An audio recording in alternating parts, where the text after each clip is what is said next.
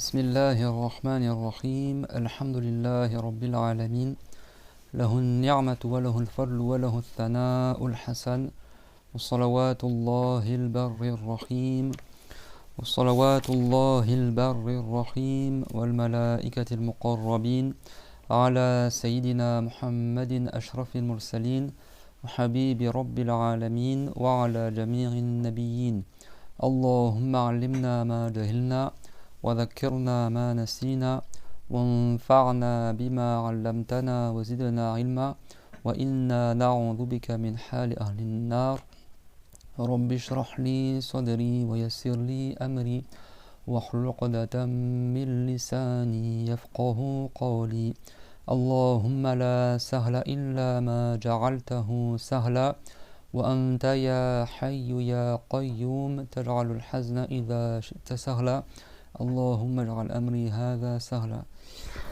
آمين وبعد فيقول الله تبارك وتعالى وتعاونوا على البر والتقوى ولا تعاونوا على الإثم والعدوان. Donc Allah dans le Coran honoré il dit de nous entraider pour le bien et la piété, et la piété c'est le fait d'accomplir les obligations et d'éviter les interdits. وكما قال العلماء التقوى شرطها تعلم علم الدين. Les savants ils ont dit la piété sa condition c'est d'apprendre la religion. Si quelqu'un n'apprend pas la religion, c'est strictement impossible qu'il devienne pieux. Parce que la piété c'est quoi? Qui peut me dire c'est quoi la piété? Voilà, c'est accomplir les obligations et éviter les interdits. Si quelqu'un n'apprend pas la religion, est-ce qu'il sait c'est quoi les obligations? Non, est-ce qu'il sait c'est quoi les interdits? Il ne saura pas non plus. Et il ne saura pas comment accomplir les obligations. Même si tu sais c'est quoi les obligations, mais tu ne sais pas comment les faire, bah également tu ne pourras pas être pieux. Donc le pieux, c'est pas celui qui s'habille en qamis ou qui a la barbe ou la femme qui a le foulard uniquement. Ou... c'est celui qui accomplit tout ce qui est obligatoire et qui évite tous les péchés. Donc la piété, c'est un mot qui est facile à dire par la langue, mais qui est éprouvant à appliquer en réalité, d'accord? C'est ça que la plupart des musulmans ils sont pas pieux et que Allah il a accordé un haut degré aux musulmans qui ont réussi à être pieux. Donc c'est pour ça que moi je vous encourage vivement à persévérer dans les cours et surtout ce cours-là, le cours qu'on fait dans le résumé, parce que la piété c'est de maîtriser justement tout ce qui est cité dans le résumé, c'est-à-dire les bases de la prière, les bases du wudu, les bases des péchés, etc., etc. Et que votre temps, comme il a dit An-Nawawi, que la chose dans laquelle on peut passer le plus précieux de notre temps, c'est dans la science de la religion. Tu as plus de récompense à apprendre de la religion que de faire des jeûnes sunnah, que de faire des prières sunnah, que de faire... vraiment que la science soit vraiment le cœur de votre islam, quoi. Les savants ils disent Ilmuddin Hayatul Islam, que la science de la religion c'est la vie de l'islam. D'accord. Et moi quand j'étais quand j'apprenais etc, bon j'apprends toujours bien sûr alhamdoulilah, moi jusqu'à maintenant, jusqu'à aujourd'hui je prends au minimum un cours par jour, au minimum, hein. Si c'est pas 2 cours par jour. Quand j'étais dans les pays du Cham, on prenait quand j'étais à l'université ou à l'institut, on faisait 7 cours par jour, et après quand j'habitais en dehors et que j'avais mon programme à moi, j'allais voir les chouyours, etc. Pour apprendre la religion, je prenais 4 cours par jour environ. C'est vrai que là, on fait un cours par semaine, c'est extrêmement peu. C'est vrai que vous, en France, vous vous habituez pas à dire « Ah bah, c'est bon, j'ai mon cours du week-end, je suis un bon musulman, j'apprends, etc. » Prendre la religion, normalement, c'est tous les jours que je prends un cours, quoi. Dans certains pays d'Afrique, les gens ils travaillent, après le rassol, ils vont à la mosquée, et tous les jours, donc après le rassol, au bout de 10 ans, c'est des savants. C'est ça que... tu sais, dans les cours, souvent, c'est un peu concentré, il y a plein d'informations. Parce qu'en fait, nous, on a tellement habitué à prendre des cours tout le temps, qu'en fait, on n'a pas assez d'occasion de vous donner cours, en fait. Il y a un cours par semaine, je vais faire quoi avec un cours par semaine? Donc j'essaye de vous condenser un peu, de vous faciliter, etc. Mais faut pas que vous soyez juste rassurés de prendre un cours par semaine. Normalement, le musulman, il a soif d'apprendre. Donc bon, après, je sais que plein d'entre vous, ils prennent d'autres cours à côté, alhamdoulilah. Mais c'est pour vous dire qu'il faut se motiver dans ça, d'accord? Et le prophète, alayhi salam, il a dit La yashbaru mu'minun min khayrin yasma'uhu hatta yakuna muntahahu al-jannah, que le croyant, il se lasse pas d'apprendre ou d'entendre un bien jusqu'à qu'il rentre au paradis. Donc faut pas se lasser de répéter, de réviser.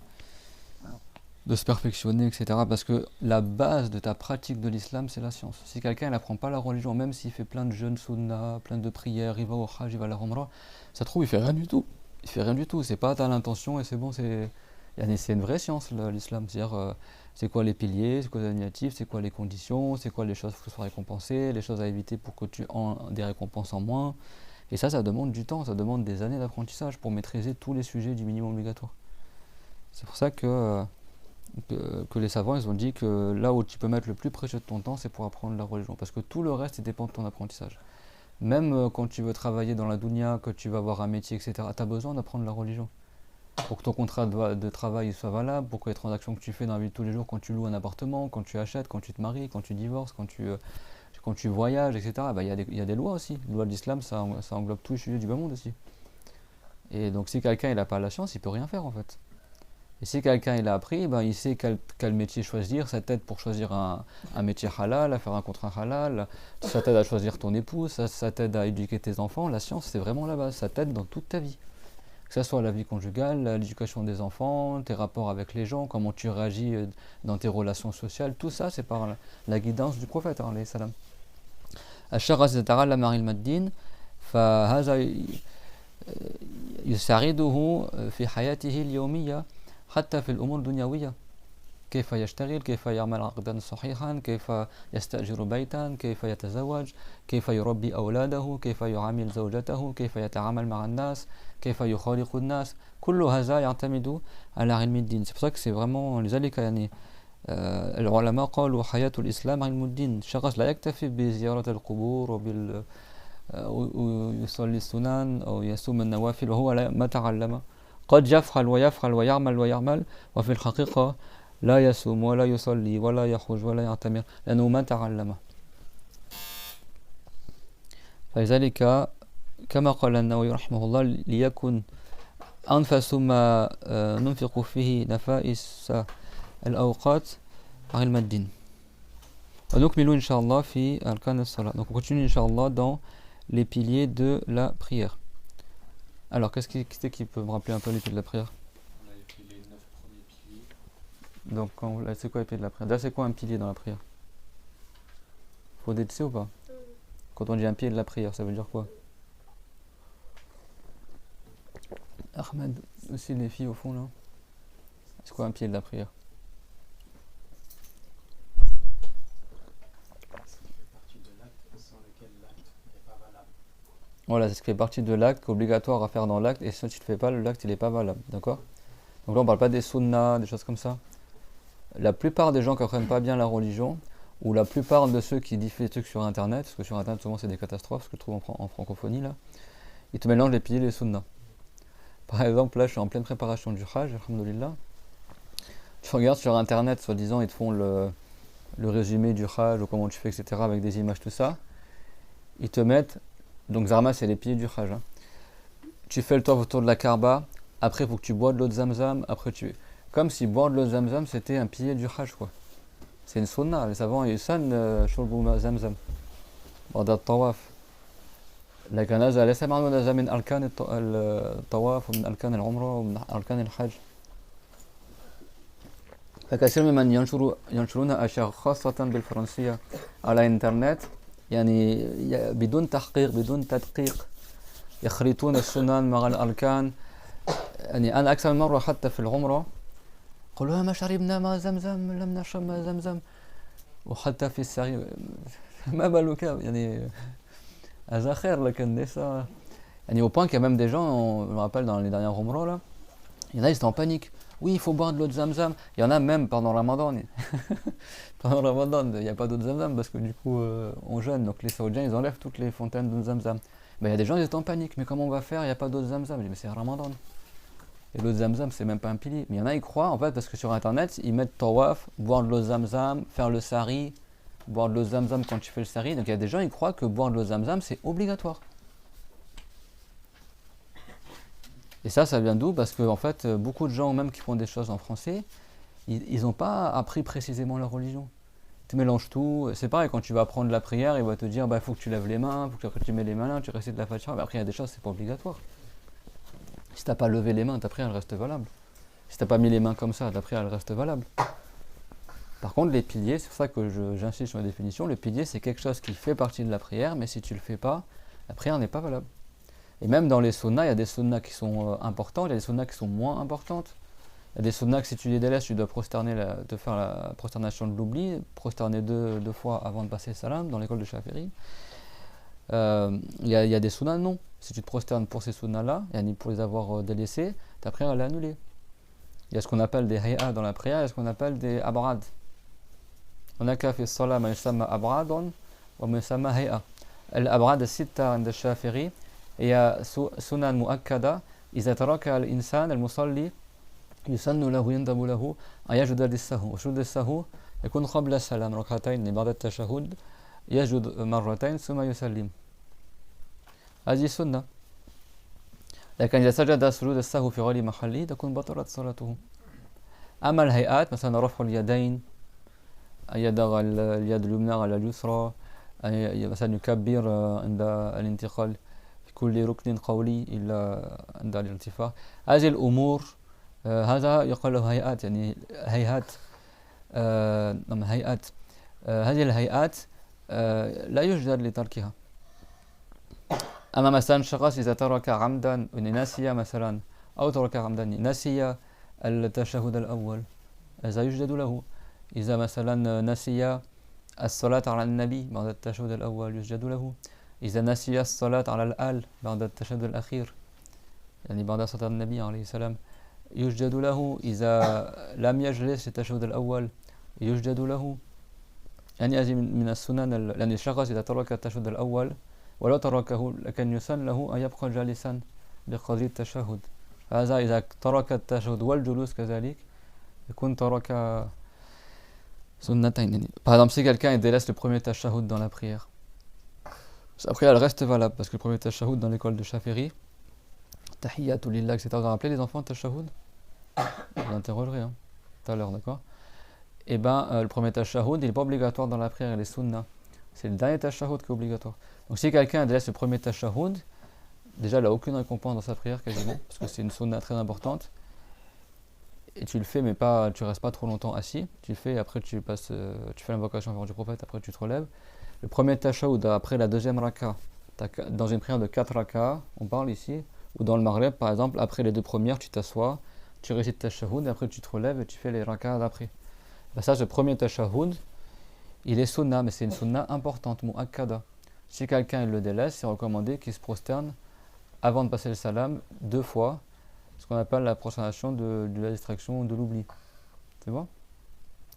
Et après le tashahhud, tu as l'invocation en faveur du prophète. Donc s'il ne la fait pas après le premier tashahhud, c'est pas haram, sa prière reste valable, mais il aura délaissé une sunna importante aussi. C'est bon? Amma al-tashahhud al-awwal wa mamniyun ala al-takhfif. Tashahhud al-awwal la yanbaghi minhu an yutil. Inch'Allah, سأعمل نصف عربي نصف فرنسي.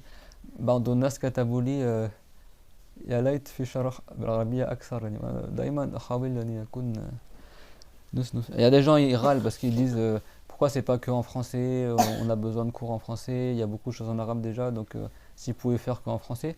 Et puis il y a des arabophones qui m'écrivent et disent cher, c'est possible d'avoir plus d'explications en arabe. On fait moitié-moitié Inch'Allah. Bon, ça c'est des choses en plus qui ne sont pas dans votre livre, mais c'est juste pour vous dire que même si on apprend les piliers, les sunnas c'est important. Surtout les sunnas, les 6 sunnas, que si tu les délaisses, c'est recommandé que tu te prosternes la prosternation de l'oubli. Prosternation de l'oubli, ça on le reverra quand on fera le livre de la prière en détail là. C'est deux prosternations que tu fais avant de passer le salam.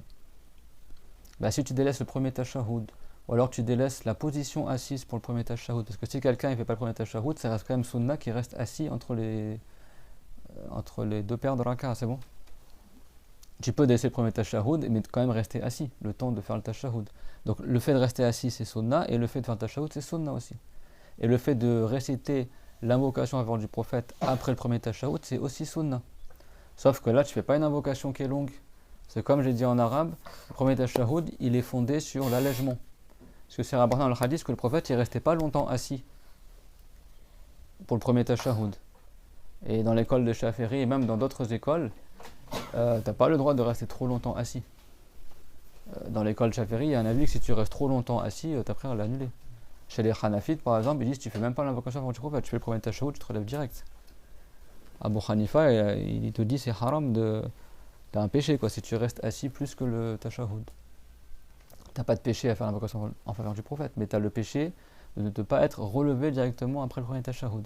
Donc c'est pour vous dire que le premier tashahhud tu le fais, mais c'est pas tu fais la version que tu veux, mais après c'est pas tu fais l'invocation en faveur du prophète, Salat Ibrahimiyya, et tu fais l'invocation pour les halles du prophète et pour les épouses du prophète et pour le prophète Ibrahim et après tu fais des doigts. Non, le premier tashahhud c'est léger. Tu fais le tashahhud, invocation en faveur du prophète et tu te relèves. C'est bon? Par contre, le dernier tashahhud, avant de passer le salam, là tu fais dans tous les cas tu fais le tashahhud normal, mais là pour l'invocation en faveur du prophète, là ce qui est recommandé c'est que tu fasses l'invocation du prophète pour le prophète et également pour les halles du prophète, c'est-à-dire les pieux.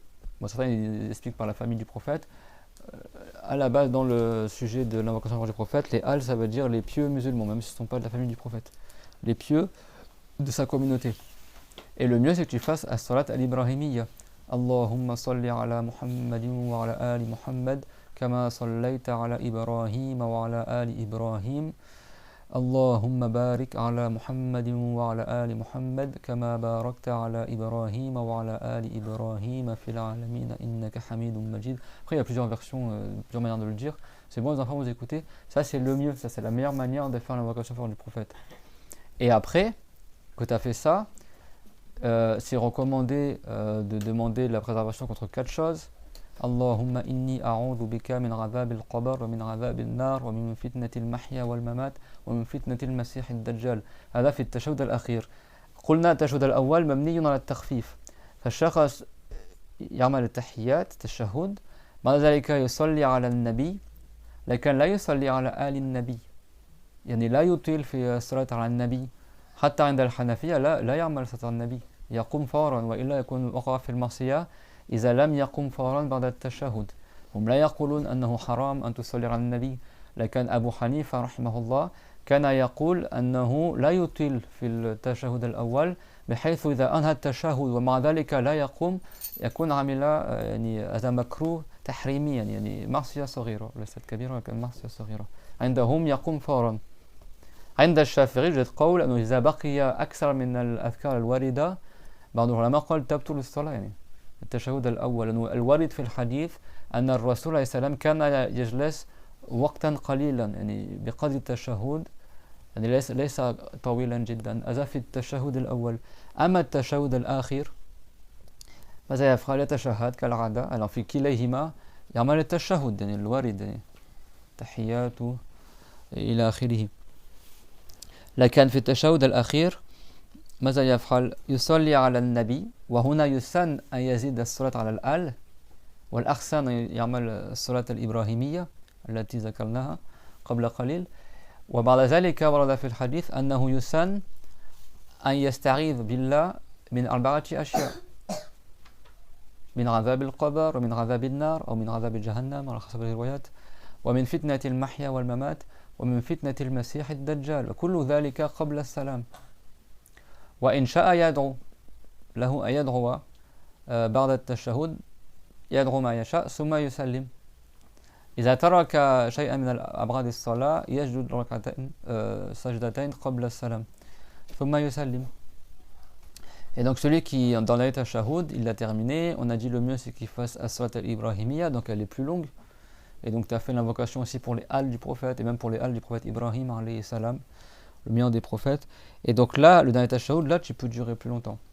Et d'ailleurs, les savants chafi'ites ils disent si tu fais pas l'invocation pour les halles du prophète dans l'ayat al-Shahud, c'est aussi recommandé que tu te prosternes avant de passer le salam, la prosternation de l'oubli. C'est bon, c'est parmi les sunnas importantes. L'invocation en faveur du prophète, c'est obligatoire dans l'ayat al-Shahud, comme on le verra tout à l'heure. C'est parmi les piliers oraux de la prière.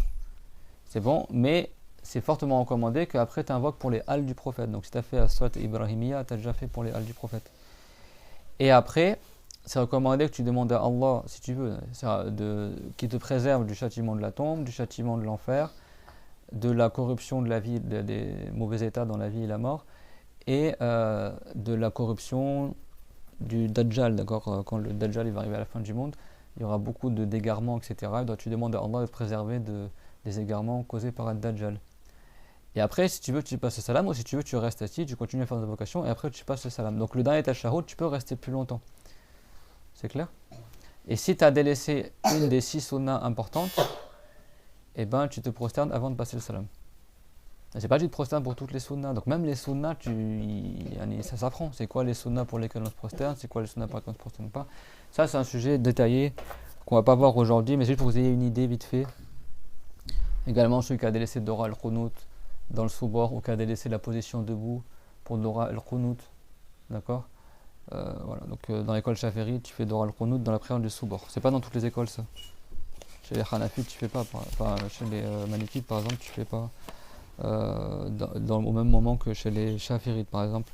Et dans d'autres écoles, il n'y a même pas le Dora al-Qunut dans la prière du soubor. C'est bon? Chez les Hanafites, il me semble, ils ne font pas Dora al-Qunut. Donc il y a des divergences, mais il y a des choses, c'est dans l'école Shafiri, si tu délaisses, bah, tu fais la prosternation de l'oubli.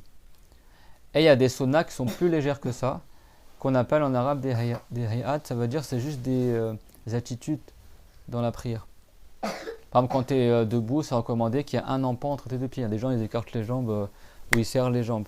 L'homme, il met cette distance-là entre les deux pieds. C'est bon? La sunna, c'est que tu mettes la paume de la main droite sur le poignet gauche. D'accord? Tu mets 3 doigts comme ça et je fais comme ça, ce qu'on appelle al-qabad. Et après, est-ce que tu mets sous le nombril, au-dessus du nombril, sur la poitrine? Les 3, c'est rapporté. Si tu le mets là, c'est sunna. Si tu mets là, c'est sunna. Si tu mets là, c'est sunna. Mais pas sur le côté, d'accord? Et ça, as-sadal, alors c'est un gros sujet chez les Malikites, mais as-sadal, à la base, c'est pas la sunna, d'accord? Voilà, bon, ils auront au moins dire ce qu'on... Alors, l'imam Malik, lui, il a rapporté que le prophète, il faisait comme ça, il va pas dire le contraire de ce que le prophète, il a fait, d'accord? Mais voilà, l'imam Malik, certains, ils ont dit qu'il avait un moment, il avait un problème avec sa main, un truc comme ça, donc il priait les bras le long du corps, et du coup, certains Malikites ont dit, bah, c'est sunna de faire comme ça. Non, d'accord, l'imam Malik il rapporte dans le Muwatta que le prophète alayhi salam, il a dit Umirna marashir al-anbiya'i bi ta'jil al-fitr wa ta'khir as-sahur wa bi an-nadriba bi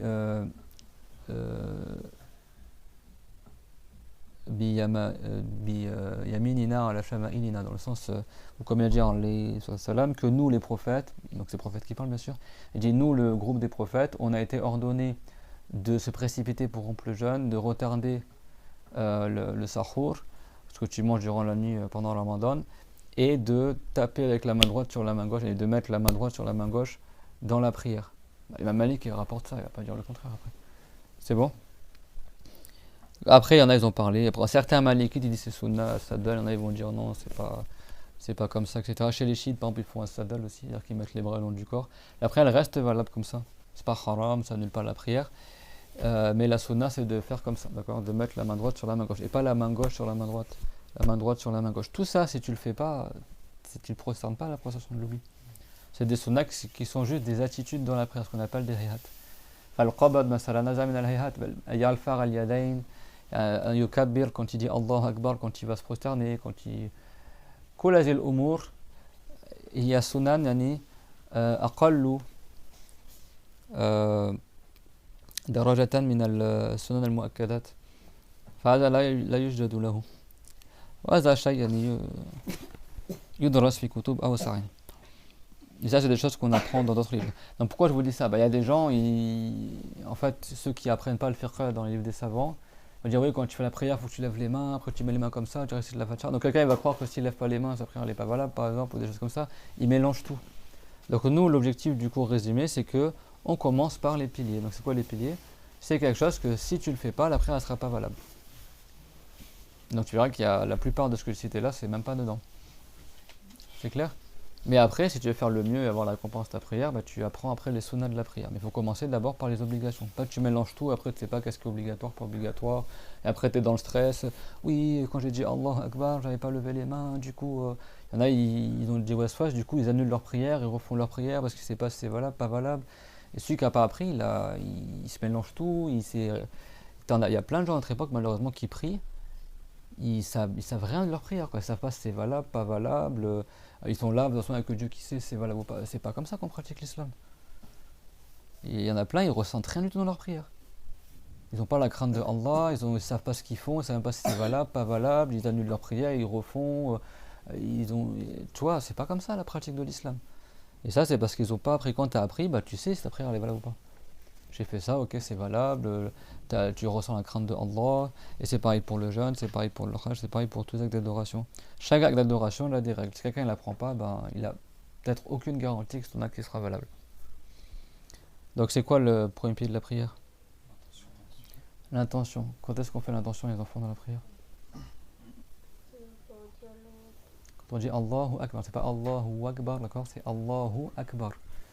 Donc on dit Allahu Akbar. Très bien, donc on met l'intention en même temps. D'accord? Après, il y a quoi? J'ai dit la réponse aussi.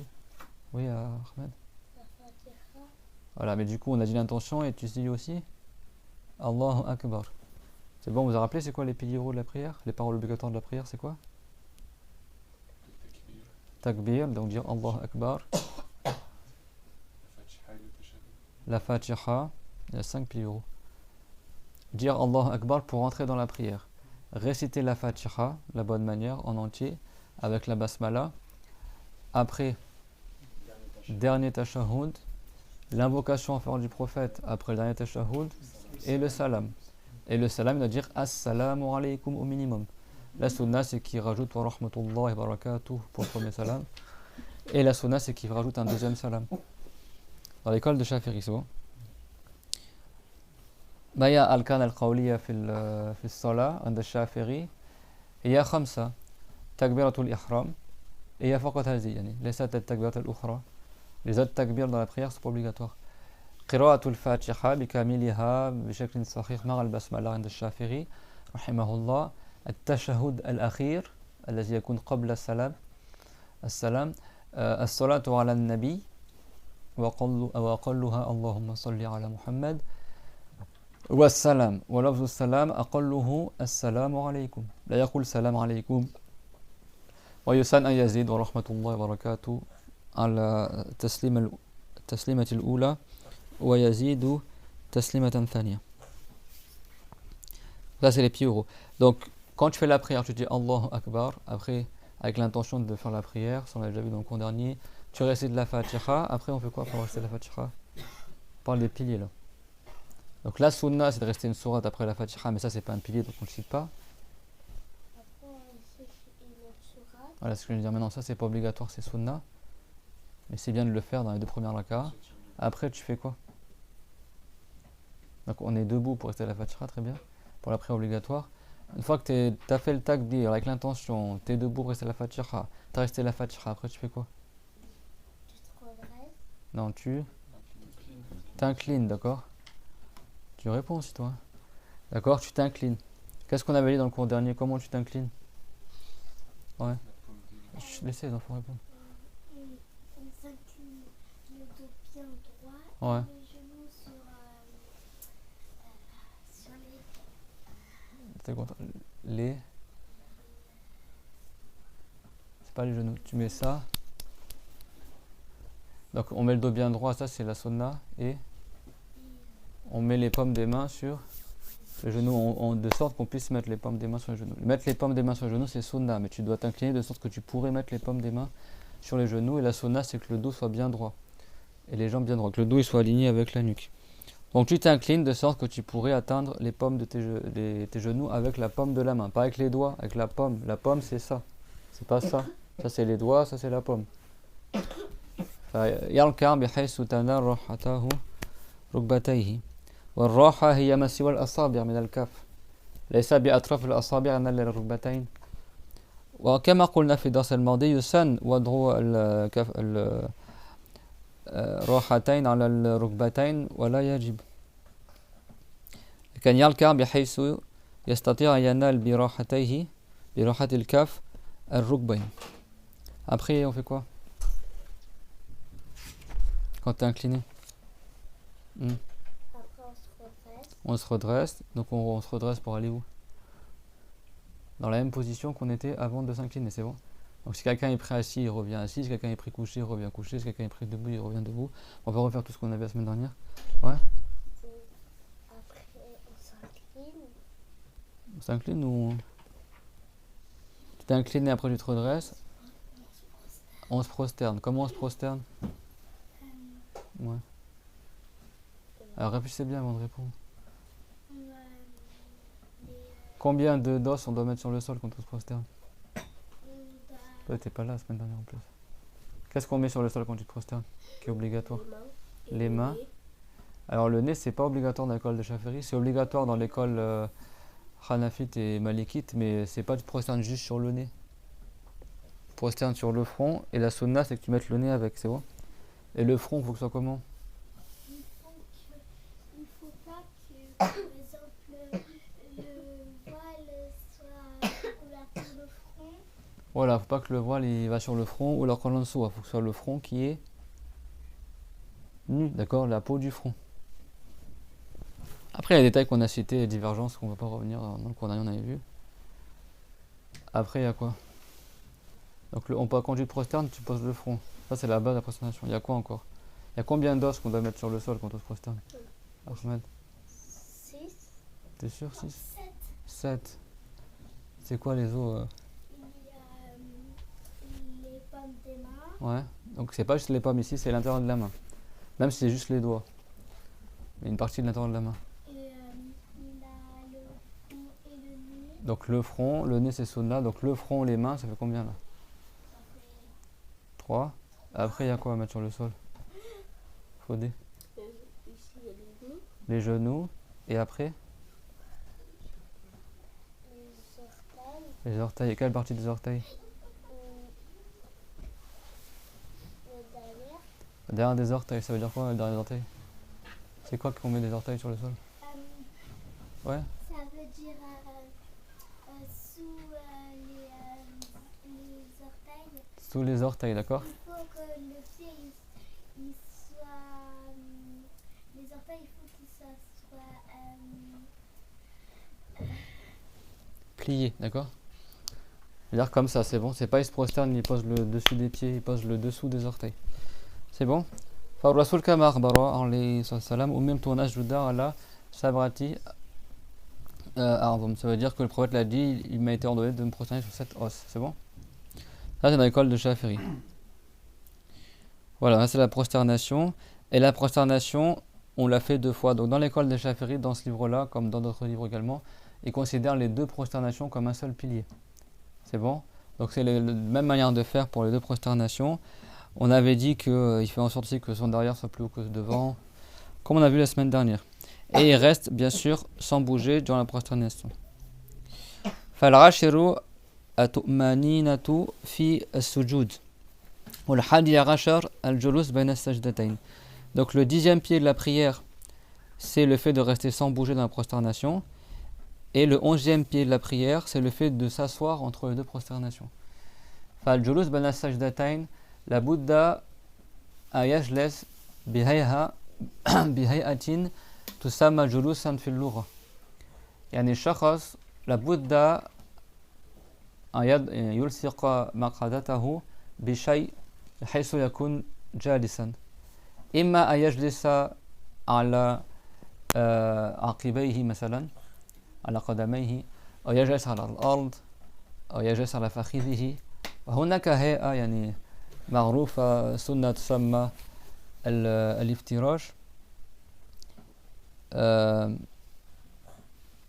يجلس على قدمه اليسرى يعني بهيئة معينة هي معروفة يعني، لكن هذا يزيد على الكتاب يعني أستطيع أن نريهم لكن وفي الجزء الأخير يعمل تورك وافتراش يعني. تورك يجلس على الورق ويشغل القدم اليسرى تحت اليمنى. أما في الافتراش يجلس على القدم اليسرى. وهذا الهيئة في الجلوس حتى إذا جاء مثلا لأسباب، منها أن إذا شخص في التشهد الأول يجلس على قدمه اليسرى يسهل عليه أن يقوم. أما إذا جلس على الأرض فيصعب يعني هذا يساعده في البقاء في الجلوس لكن لا يساعده في القيام. وكذلك إذا جاء متأخر إلى الصلاة وكان الإمام في التشهد فهذا المسبوق يستطيع يميز هل الإمام Mariam, tu peux ouvrir la fenêtre derrière là? Est-ce que l'imam il est il y a la position assise entre deux prosternations. L'important c'est qu'il soit assis, d'accord?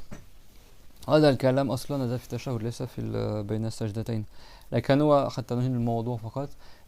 هذا الكلام الآن في الجلوس في التشهد على حسب كيف جلس هذا المسبوق يستطيع أن يميز هل الإمام في التشهد الأول أو الآخر. لكن هذا أنا استطردت في شيء ليس له علاقة بالموضوع، لأن هنا كلامنا هو في الجلوس بين السجدتين. فالجلوس بين السجدتين يجلس على قدميه حيث يسمى جلوس، ليس مجرد يرفع الرأس بدون جلوس ثم يجلس مرة أخرى. هذا لا يصح عند الشافعي. عند المالكية يصح أن يرفع الرأس ولو لم يتلبس بالجلوس ثم يجلس مرة أخرى، لكن في التشهد لابد أن يجلس عند المالكية. عند الشافعي لابد أن يجلس بين السجدتين ولابد أن يجلس للتشهد. فعندهم لا يكتفى بالرفع فقط، لابد من الجلوس.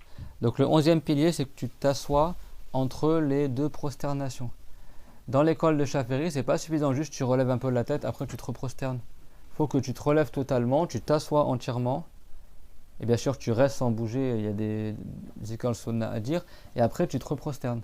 Parce que chez les Malikites, eux, ils considèrent que c'est même pas obligatoire que tu sois totalement assis.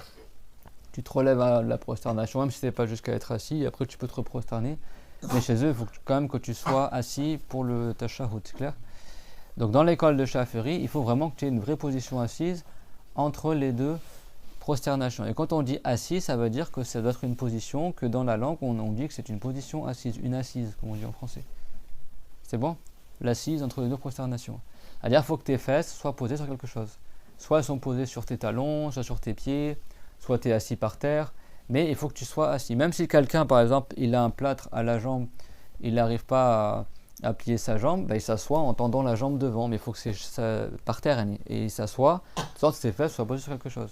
C'est pas comme beaucoup ils font, même parmi nos frères, des fois. Il y en a des fois, des frères, ils sont un peu costauds, ils ont des cuisses épaisses, ou des fois, ils ont des problèmes d'articulation.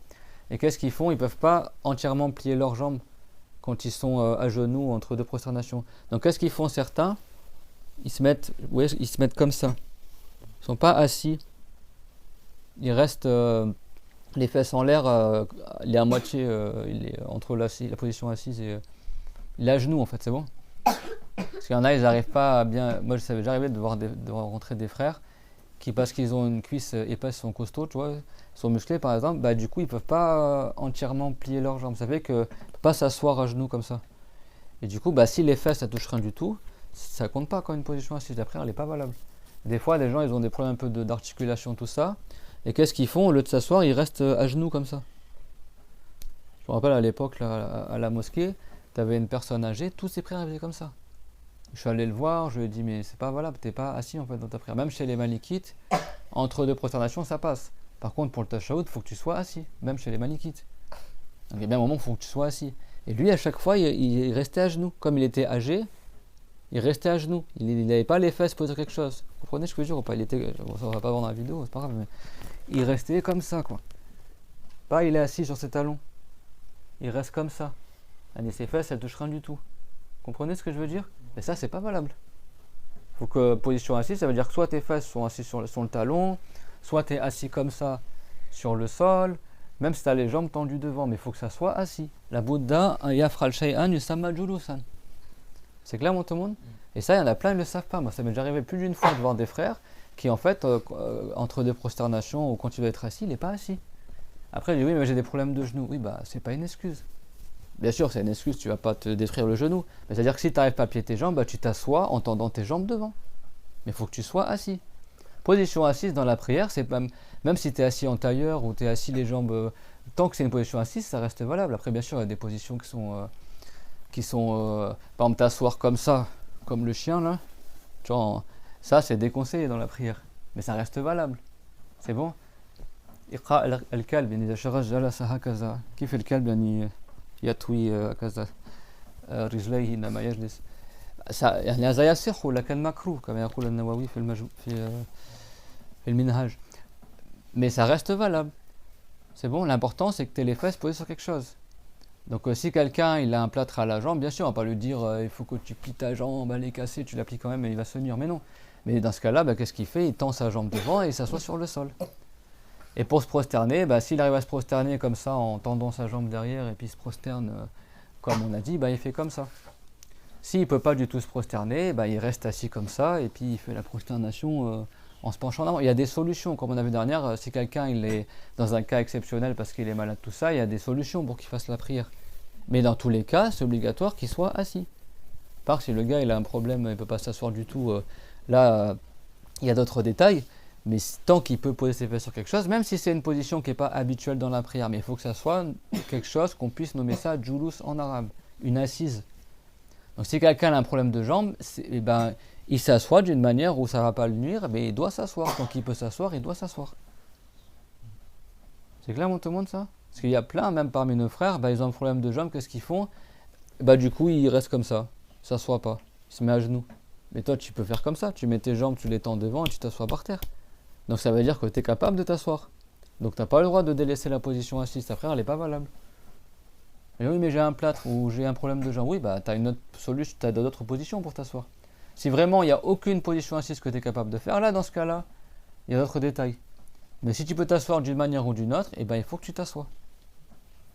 Et à la base, je le répète, dans l'école de Chaféry, même si quelqu'un a un problème de santé, s'il peut s'asseoir par terre, c'est un devoir que ce soit par terre. C'est pas il se met sur la chaise. C'est bon, il s'assoit sur le sol et il se prosterne normalement. Mais s'il ne peut pas s'asseoir en pliant les genoux, il s'assoit mais en tendant les jambes devant. C'est clair, tout le monde? Et man kana lahu jabira ou shay yani jis ala مثلا رجله مكسورة فهي كذا ممتدة إلى الأمام يعني لا يستطيع يطوي الركبة فيجلس إذا كان يمكنه الجلوس فيجلس بطريقة يعني لا ينضر ولو مد رجله إلى الأمام ويجلس يعني حتى التربع حتى يعني كيفما كان يعني طالما يسمى جلوسا فيصح. المهم أن يسمى جلوس. يعني كيف يكون الجلوس؟ كيف يتم الجلوس؟ أن يجعل مقعدته على شيء. أما إذا كان أليته في الهواء هذا ليس جلوسا. فإذا عنده مشكلة بالرجلين يجلس بطريقة لا ينضر. إما يمد رجليه إلى الأمام أو ولو جلس هكذا متربعا هكذا أو جلس ويجعل القدمين على الجنب. المهم أنه يجلس. وعند الشافعي إذا كان يمكنه الجلوس على الأرض لا يجلس على الكرسي. لا يجلس على الكرسي. C'est clair, tout le monde? Donc l'important c'est qu'il soit assis. الثاني عشر الطمأنينة فيه. Donc le 12e pilier, c'est de rester bien sûr immobile durant la position assise. Alors les enfants, combien de temps ils restent immobiles dans la position assise entre deux prosternations?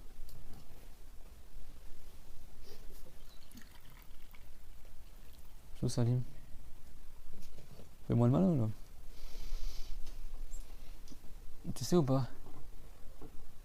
Quand tu es incliné, on dit de ne pas bouger, ou quand tu es assis, tu ne dois pas bouger. Combien de temps tu restes? Le temps de dire, ouais. Le temps de dire Subhanallah. Est-ce qu'il doit le dire Subhanallah quand même? Non, parce que c'est pas dans les piliers de la prière. Mais c'est Sunnah, c'est bon? Et quand il est. Donc quand tu es assis, de toute façon, quand tu es assis, la Sunnah, c'est pas de dire Subhanallah. C'est quoi? Tu dis quoi? Allahumma ighfirli warzuqni wajburni warfa'ni wa'afini wahdini. Il y a plusieurs choses à dire. Ça, quand il y a plusieurs versions de hadith aussi. Donc, bayna sajdataini yad'u Allah azza wa jal. Qul Allahumma ighfirli warhamni warzuqni wajburni warfa'ni wahdini warzuqni. Yani, عدة روايات. يبقى هكذا بدون أن يتحرك. ثم يعمل السجدة الثانية. Donc, il s'assoit sans bouger et fait ces invocations-là. Ou il ne le fait pas s'il a envie, mais le mieux c'est qu'il les fasse. Et après, il se reprosterne à nouveau. C'est bon? Et donc, la quiétude, ça veut dire quoi la quiétude? C'est qui peut me rappeler? Donc déjà, c'est le temps de dire Subhanallah. Et après, c'est quoi la quiétude? Pas bouger, ça veut dire quoi pas bouger? Il immobilise ses os. Est-ce qu'il n'y a vraiment rien qui bouge? Même les cheveux, même les sourcils, même faut rien qui bouge du tout? Ouais.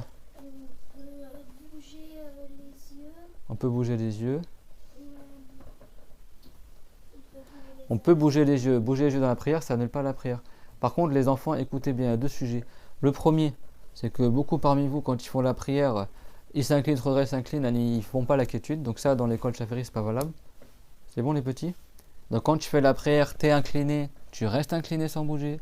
Tu te relèves, tu restes sans bouger. Tu t'inclines, tu restes sans bouger. Au minimum, le temps de dire Subhanallah. Donc si vous voulez, tu dis Subhanallah. Comme ça, au moins, tu es sûr que tu as fait la quiétude. Subhanallah. Après, on a dit, je dis Samir Allah, man hamida, Rabbana wa lakal hamd. Tu as largement fait la quiétude. Tu te prosternes, Subhanallah. Tu as fait la quiétude. Alors, le mieux, tu dis Subhanallah 3 fois ou Subhana Rabbiyal A'la. Vous vous rappelez? Dans la prosternation. Tu t'assois. Vous savez, les sunnahs, as-sunan tusariduka kathiran ala ada as-salah بشكل صحيح. إذا شخص إذا تلفظ بالسنن إذا مثلا إذا رفع من الركوع فإذا كان راكعا يقول سبحان ربي العظيم بدون يتحرك أكيد يكون أتى بالطمأنينة. إذا رفع فيقول سمع الله لمن حمده ربنا ولك الحمد أكيد يكون عامل الطمأنينة. إذا سجد ثم يقول سبحان ربي الأعلى سبحان ربي الأعلى سبحان ربي الأعلى وأنت تركز في الذكر في العضلة تتحرك فتكون أتيت بالطمأنينة. إذا جلست تقول اللهم اغفر لي وارزقني واجبرني وعافني واهدني تكون أكيد أتيت بالطمأنينة. ثم تسجد سبحان ربي الأعلى سبحان ربي الأعلى سبحان ربي الأعلى etc. يعني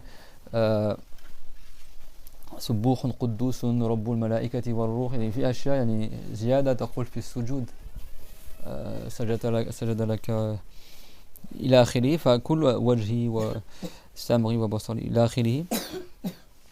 فكل هذا يساعدك على أداء الأركان. أما الشخص لا يقرأ شيئا في صلاته لا يعمل شيء من السنن فقد يسجد يرفع لا يقرأ شيئا فلا يركز في الطمأنينة فتفوته قد لا تصح صلاته. C'est pour ça aussi que ne délaissez pas les sunnahs. Parce que si quelqu'un, quand il s'incline, il dit Subhan Rabbi al-Azim, c'est sûr qu'il va rester sans bouger. En général, quand tu fais du zikr, tu ne vas pas t'amuser à bouger en même temps. Donc tu te concentres sur ce que tu dis. Donc tu vas rester immobile. Alors si tu fais 3 fois, donc la sunna c'est faire 3 fois Subhan Rabbi al-Azim, Subhan Rabbi al-Azim, Subhan Rabbi al-Azim. Voilà, tu as largement fait la quiétude.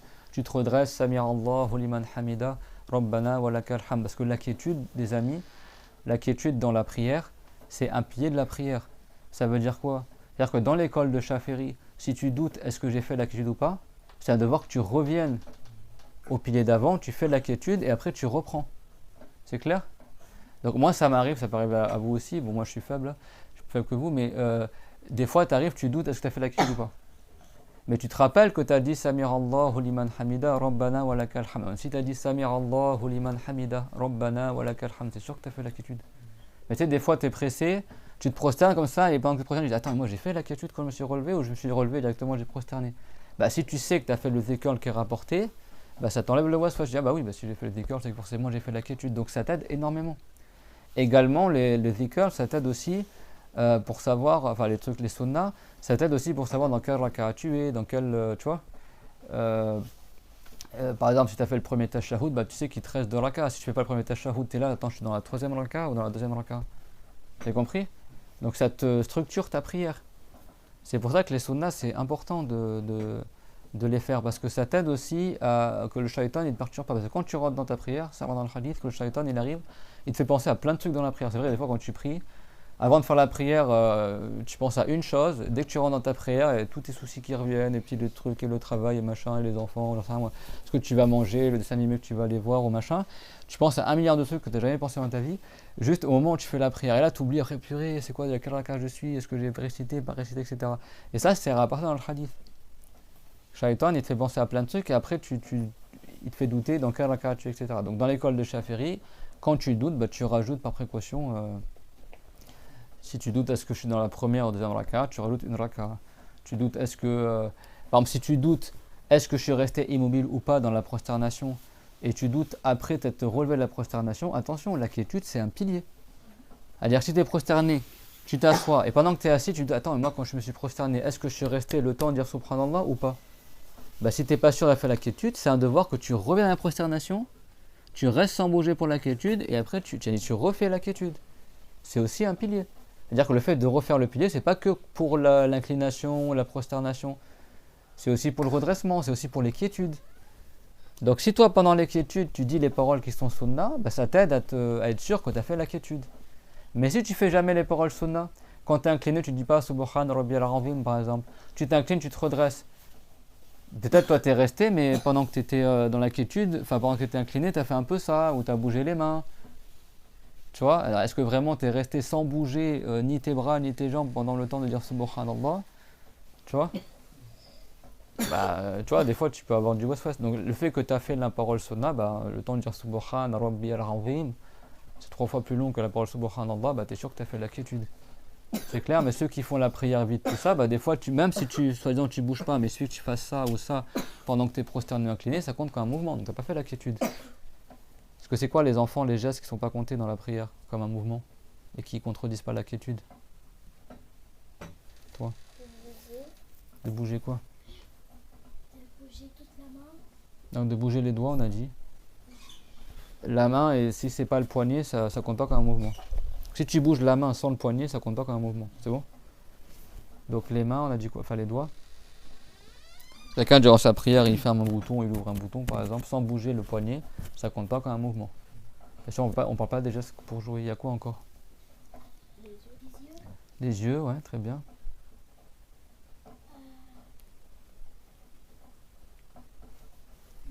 Les oreilles, très bien. Il y a quoi encore? Bah, si on dit qu'il y a des paroles sunna à dire dans la quiétude, ça c'est quoi? Donc ça veut dire que la bouche, c'est la mâchoire. La mâchoire, ça compte pas comme un mouvement. C'est clairement tout le monde. Donc ça, c'est le premier point, les enfants, que j'avais incité. C'est quoi? C'est de faire la quiétude. Le deuxième point, super important, parce qu'on a dit que les yeux, le fait de bouger les yeux, ça annule pas la prière. Par contre, certains regards dans la prière annulent les récompenses de la prière. C'est bon? C'est-à-dire que si toi, pendant que tu pries, au lieu de regarder l'endroit où tu te prosternes, tu regardes les gens qui passent, ce qui se passe autour, et ben ça annule les récompenses de la prière. اختلاس من الشيطان إذا شخص كان يصلي وأثناء صلاته تطلع على الناس الذين يمرون مثلا ينظر إلى يعني هو السنة عند الشافعي هكذا السنة عندما يكون قائما ينظر إلى موضع سجوده لو نظر إلى مكان آخر من الأرض يعني ليس يعني لا يؤثر في الثواب أما الشخص عندما يصلي يلتفت في صلاته إلى الناس مثلا ينظر ماذا يحصل حوله أو ينظر إلى الصورة مثلا هناك صورة على الجدار صور أشخاص مثلا وكذا وهو ينشغل بالنظر إليها أو ينشغل بالنظر إلى الناس بعض الناس إذا صلوا يكون في المسجد هكذا أنت تأمر بقلبه هكذا ينظر إليك هو يعني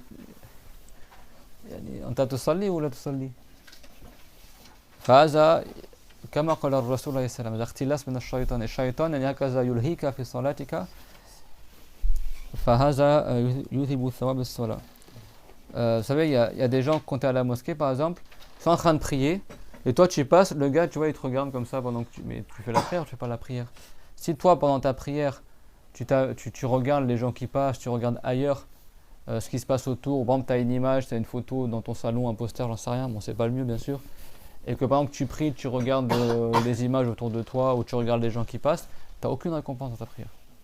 Et ça, le prophète, il a dit, c'est comme si le shaitan, c'est un piège du shaitan, quoi, pour perdre tes récompenses. Et ça arrive. Des fois, les gens, ils prient, ils regardent devant eux comme ça, et puis ils regardent ce que tu fais, etc., alors qu'ils sont en train de faire la prière. Il y en a carrément pire que ça, ils font la prière, ils regardent la télé en même temps. Il ne veut pas louper l'épisode de Ninjago, hein. Non, vraiment, les enfants ne font pas ça, mais je veux dire, tu as des gens, je sais pas, les feux de l'amour, Niran el-Hub, هذا موجود بالعربية ولا؟ يعني هي مثلا تريد أن تتابع مسلسل على التلفاز مثلا تريد أن تصلي فبعض الناس ماذا يفعل؟ يصلي وهو يشاهد التلفاز يعني يطلع على التلفزيون يعني pas que c'est qu'il manque l'intrigue des feux de l'amour etc.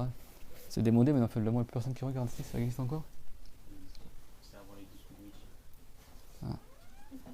C'est terminé du coup ou pas? L'histoire elle s'est jamais terminée.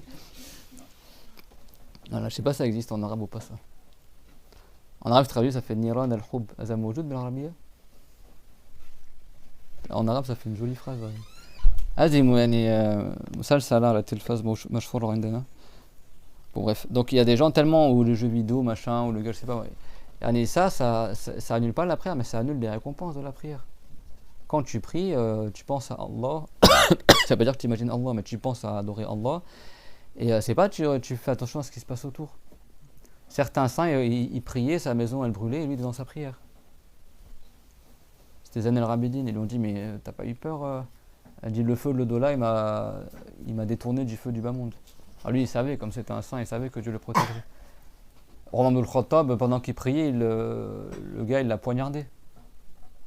Abu Lu'lu' al-Majusi, il l'a poignardé durant sa prière. Omar il a terminé sa prière. Il a continué sa prière. N'est-ce pas que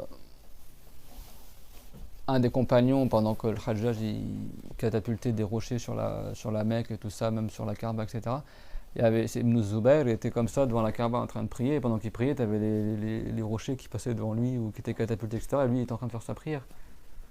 Le prophète, alayhi salam, des fois quand il priait, les mouchekines, ils arrivaient, ils mettaient sur son dos la poche du fœtus de la chamelle, ou ils se moquaient de lui, ou ils essayaient de le nuire, etc. Et le prophète, il continuait sa prière.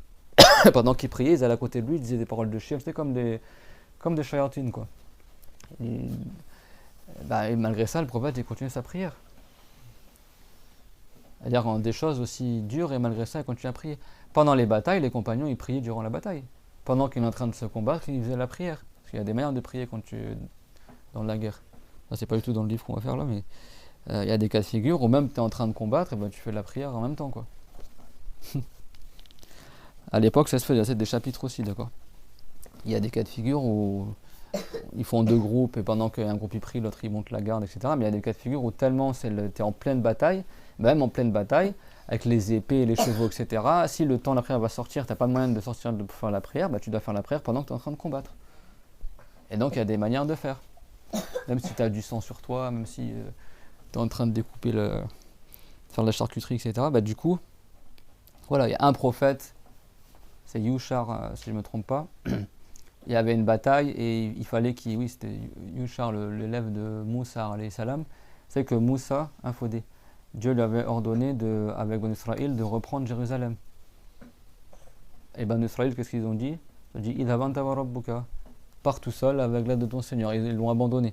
Donc Moussa, tout seul, il est parti pour aller prendre Jérusalem. Et en chemin, il y a l'ange de la mort qui est venu le voir pour prendre son âme. Bon, ils ont discuté un peu avant cela.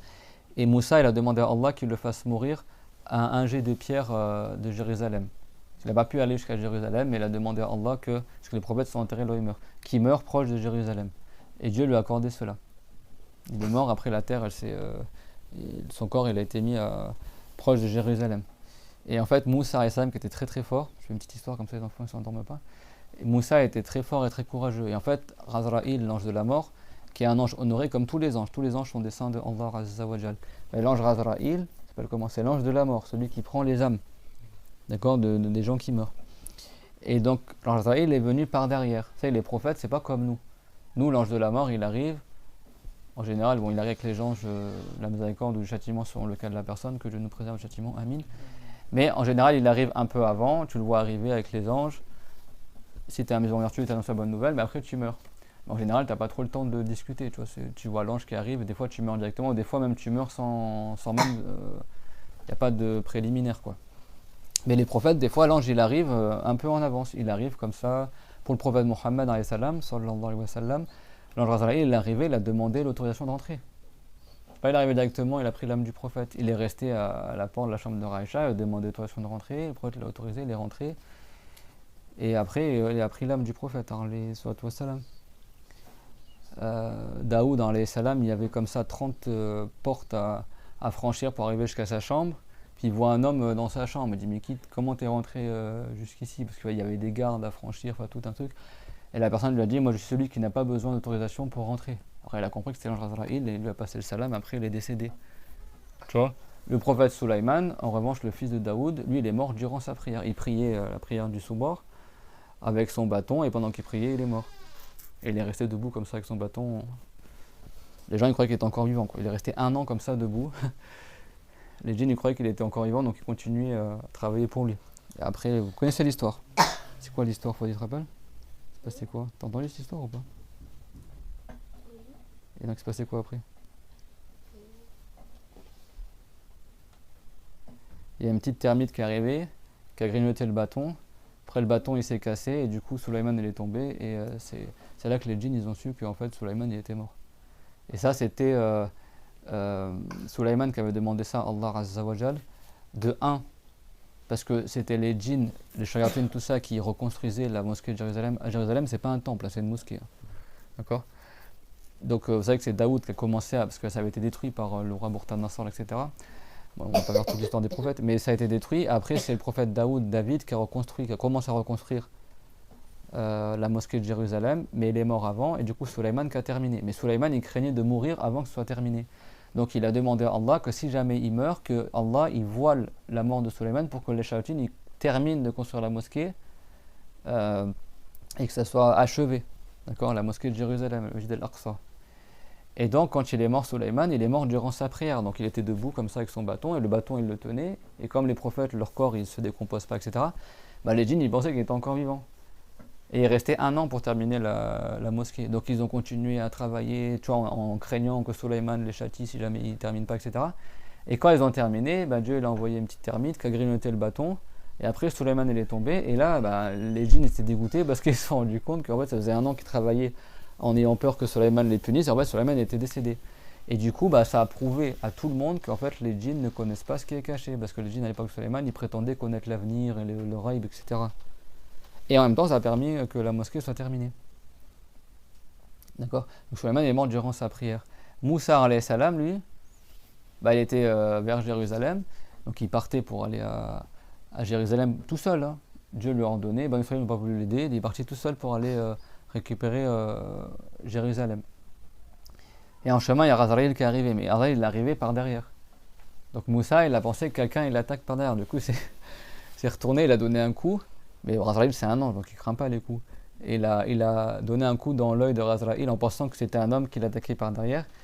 Et après, il a su que c'était Razraïl. Et après, Razraïl lui a dit, voilà, je suis venu pour à la base pour prendre ton âme, mais Allah Ta'ala il te donne le choix. Vous savez que tous les prophètes, avant de mourir, Allah Ta'ala, par la révélation, il leur donne le choix entre le bas monde ou l'au-delà. Est-ce qu'il reste encore dans le bas monde ou est-ce qu'il va mourir? Et Aïcha, elle disait ça à tous les prophètes, avant leur mort, Dieu leur donne ce choix-là. Et le prophète, avant de mourir, sallallahu alayhi wa sallam, il a dit, sans que Aïcha sache ce qui s'est passé, hein, mais parce qu'elle avait le prophète dans ses bras. Puis d'un coup, le prophète il dit Allahumma rafiq al-a'la. Et après, il est mort. Il dit oh Allah, je veux être avec les compagnons élevés. Et après, il est décédé. Rafiq al-a'la, c'est Jibril wa Mikaïl, c'est l'ange Jibril et Mikaïl. Et elle a dit je pense que c'est à ce moment-là où Allah il a donné le choix au prophète. Est-ce que tu choisis de rester dans le bas monde ou est-ce que tu choisis l'au-delà? Et elle a dit oh Allah, je veux être avec les anges honorés. Et après, il est décédé, sallallahu alayhi wa sallam. Et donc, Moussa, lui, ça s'est passé comment? Il y avait un taureau non loin de là, et Azraïl a dit si tu veux, tu poses ta main sur le pelage du taureau, ou de la monture qu'il y avait, et pour chaque poil que ta main elle touche, tu vivras autant d'années sur terre. Et après, Moussa a dit après ça, il y aura quoi? Et si je mets la main, et après je vis autant d'années, il a dit après je reviendrai pour prendre ton âme. Il a dit alors prends-la maintenant. Et après, il est décédé. Et il est décédé proche de Jérusalem. Et donc du coup il n'a pas pu conquérir Jérusalem. Donc du coup c'est son élève Yusha qui après lui et après la mort de Moussa alayhi salam, il est devenu prophète. Et lui à son époque, en Israël ils étaient plus obéissants. Et donc lui il a préparé son armée et il a conquis Jérusalem. Et en fait dans la conquête, le temps de la prière allait sortir. C'était dans le temps du rasseur. Le rasseur ne peut pas le repousser. Et le soleil il commençait à se coucher. Je crois que c'est ça qu'ils appellent le mur de Jéricho. Là, ils ont soufflé dans des trompes pour que les murs s'écroulent, etc. C'est une histoire connue aussi chez les chrétiens. Et bon, ça s'est passé pour de vrai. Et en fait, il y avait la bataille et le soleil, il allait se coucher en fait. Et eux, c'était dans la bataille. Et donc, Yusha, alayhi salam, il a invoqué Allah pour que le soleil il s'arrête tant qu'il termine la conquête de Jérusalem et qu'il fasse la prière du rassemblement temps. Et le soleil il s'est arrêté, ils ont pu prier et après il s'est couché. D'accord. Donc, nous, on ne peut pas faire la même chose. Donc si tu es dans la bataille, tu pries dans la bataille comme tu peux. C'est bon. Bon, c'est des exemples de prières parce que dans le passé, il y a beaucoup de conquêtes, etc. Ça ne veut pas dire qu'on va faire une bataille aujourd'hui, mais ça veut dire que ça, ça existe. C'est-à-dire même, c'est pour dire à quel point en islam, la prière, tu la délaisses pas.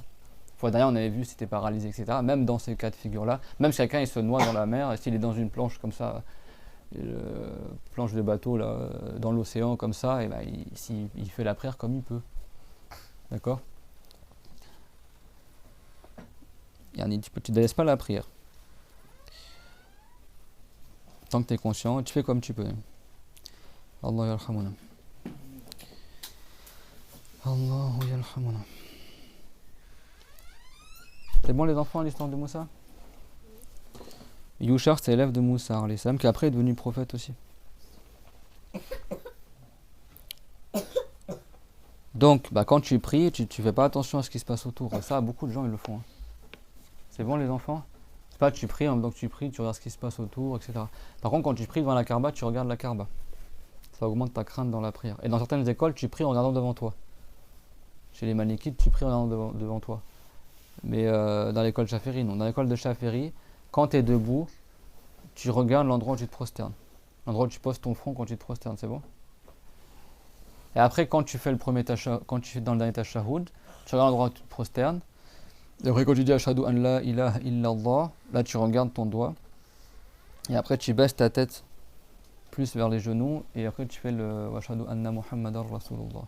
عند الشافعي ينظر أثناء صلاته في موضع سجوده حيث يضع الجبهة في الصلاة لا ينظر أمامه إلا إذا صلى أمام الكعبة ولا ينظر حوله لا يلتفت إلى ما حوله عندما يصلي إنما ينظر في صلاته إلى موضع السجود وإذا كان في التشهد الأخير عندما يقول أشهد أن لا إله إلا الله عندما يرفع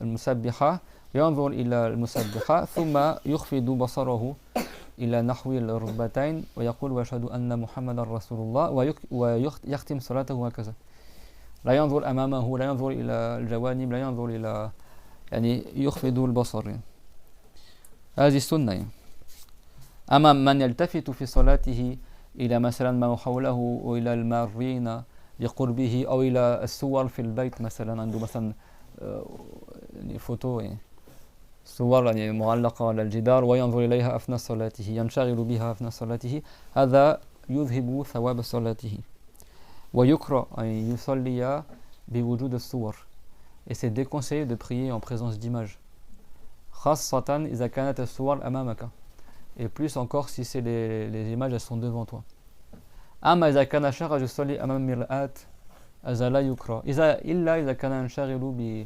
بالنظر إلى المرآة En revanche, quelqu'un est pris devant un miroir, là c'est pas comme si tu es pris devant une image, c'est pas déconseillé. Sauf si quelqu'un, pendant la prière, regarde dans le miroir, il se détourne comme ça, c'est bon.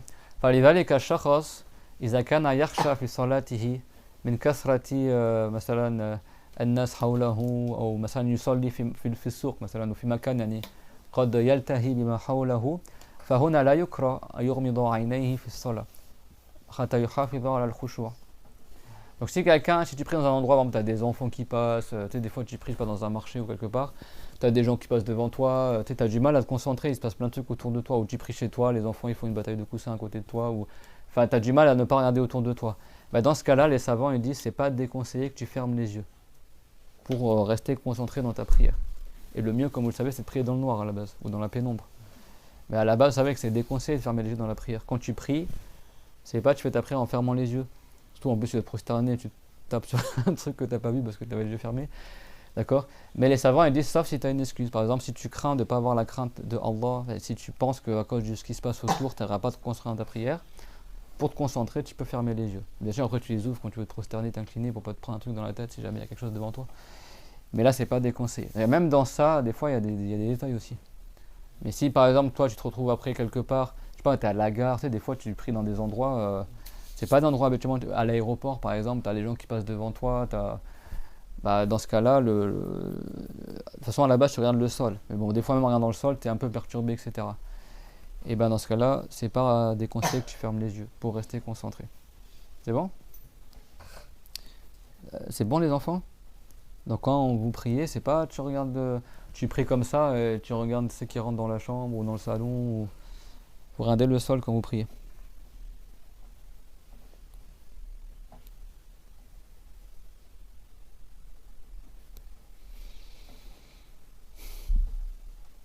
الثالث عشر الجلوس للتشهد الأخير وما بعده من الصلاة على النبي والسلام. يعني الجلوس كما مر معنا لابد يسمى جلوسا. أما التشهد الأخير كما قلنا يجلس يضع الألية اليسرى على الأرض. وتعرفون الهيئة كيف تكون؟ يعني يضع يعمل هيك يعني. هذا لمن يحضر الدرس. Donc la dernière position assise, c'est bon, ça c'est pour ceux qui assistent au cours, ils verront. Les autres, tant pis. Donc, dernière position assise, tu t'assois sur la fesse gauche, c'est bon. Tu mets le pied, tu mets les orteils du pied droit en direction de la qibla. Comme quand tu es prosterné, tu plies les orteils comme ça. Et tu fais passer le pied gauche sous le pied droit. Tu mets le pied gauche sous le tibia droit. Et tu es assis juste du côté gauche. C'est bon? Donc ça, si je crois que je me suis trompé tout à l'heure. Donc ta geste à al-wariq, ça veut dire que ça c'est ta warrouk, tu t'assois sur ta hanche, c'est bon?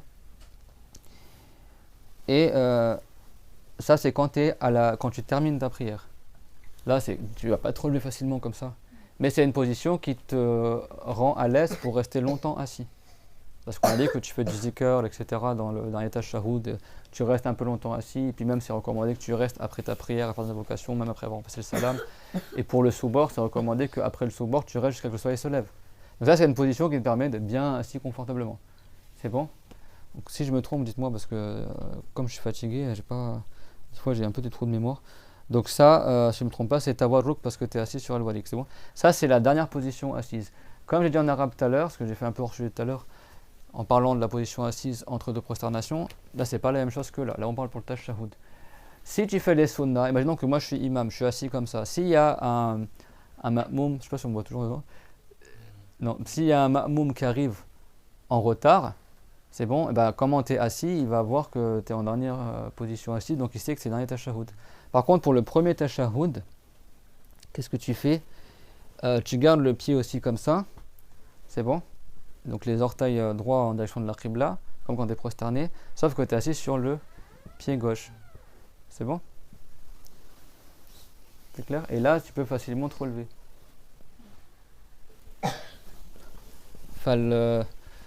Donc la première position pour le premier tashahhud, soit je mettrai des images à l'écran, Inch'Allah, pour ceux qui suivent sur la vidéo.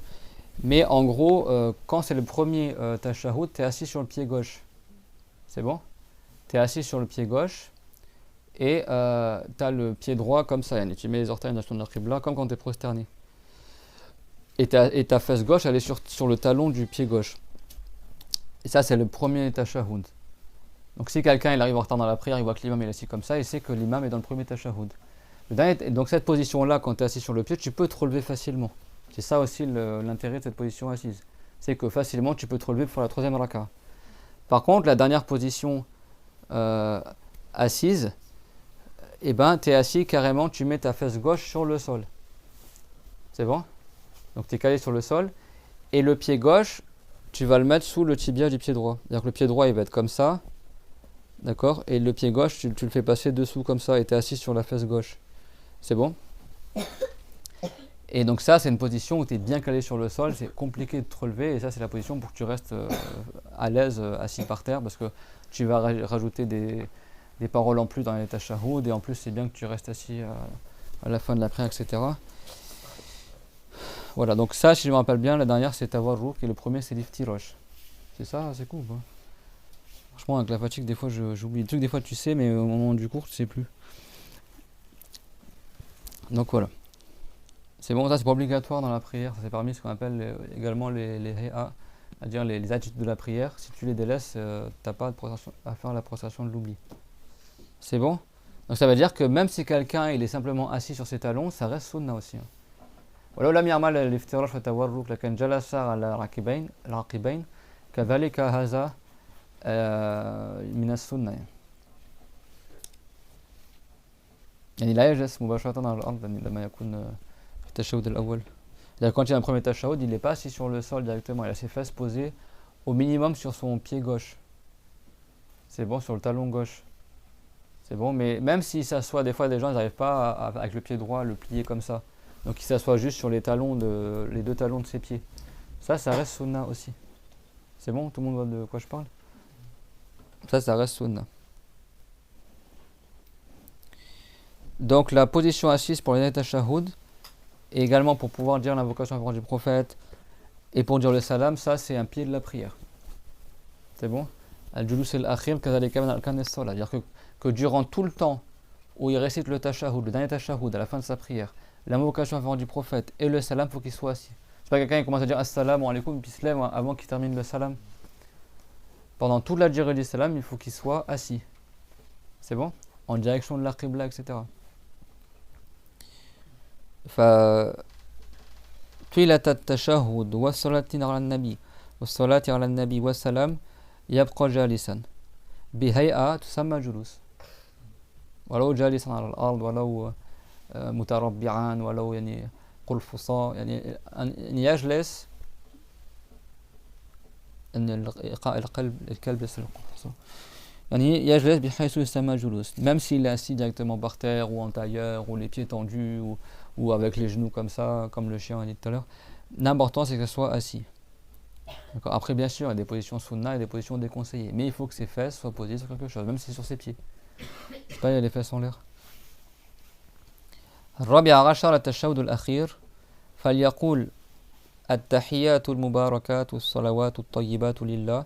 هذه اللفظ الذي اختاره الشافعي رحمه الله. هناك عدة ألفاظ. بعض الألفاظ رواها عمر بن الخطاب قالها على المنبر، والصحابة قالوا أنهم تعلموا من رسول الله صلى الله عليه وسلم التشهد كما كانوا يتعلمون سورة من القرآن. Donc les compagnons comme Omar ibn al-Khattab et d'autres, Omar sur le minbar il a dit aux gens comment ils ont appris le tashahhud du prophète, d'accord, ou Ibn Omar, et il disait on apprenait le tashahhud tout comme on apprend la sourate du Coran, d'accord. Donc le tashahhud, le minimum c'est qu'ils disent at-tahiyyatu lillah au niveau de la tahiyyat, c'est bon. Après il dit salamu alayka ou salamun alayka ayyuhan nabiy wa rahmatullahi wa barakatuh, salamu alayna wa ala ibadillahi salihin. Mais le début, la première phrase, c'est au minimum tu dois dire at-tahiyyatu lillah.